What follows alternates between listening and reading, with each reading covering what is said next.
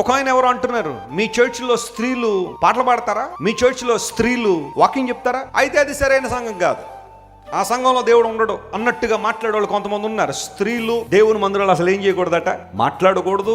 కొంతమంది పాటలు పాడడానికి లేదు, వాళ్ళు కుక్కిన పేన్లా పడి ఉండాలనే మాట్లాడే వాళ్ళు కొంతమంది ఉంటారు. లేఖనంలో ఒక్క మాటను పట్టుకుని ఆ ఒక్క మాటతో వారు ఇంకా దాని మీదే మేము స్థిరంగా ఉండిపోయాం అన్నట్టుగా మాట్లాడే వాళ్ళు కొంతమంది ఉంటారు. ప్రత్యక్ష గుడారంలో సేవ చేసిన స్త్రీలు మనకు కనబడతారు. యేసుక్రీస్తు ప్రభు శిష్య బృందంలో అఫీషియల్ గా స్త్రీలు లేకపోయినప్పటికీ ఆయన వెంబడి చాలా మంది స్త్రీలు తమకున్న వాటిని అమ్మి తమ ఆస్తితో యేసు ప్రభుకి ఏం చేశారట, ఉపచారం చేశారు. సంఘంలో స్త్రీ పాత్ర చాలా ఉన్నతమైంది, చాలా గొప్పది. అలా అని చెప్పి కొంతమంది ఈ రోజుల్లో భర్తను ప్రక్కగా నెట్టేసి భర్త ఎందుకు పనికిరాడన్నట్టుగా చూసి ఇంక అన్నిటికీ మేము ముందున్నామని కొంతమంది వస్తున్నారు. అలాంటి వాళ్ళని సమర్థించాలన్న ఉద్దేశం కాదు. ఒక క్రమబద్ధీకరణంగా దేవుని వాక్యాన్ని, దేవుని యొక్క చిత్తాన్ని గ్రహించి, దేవుని దర్శనాన్ని గ్రహించి సేవ చేయడం పొరపాటుగా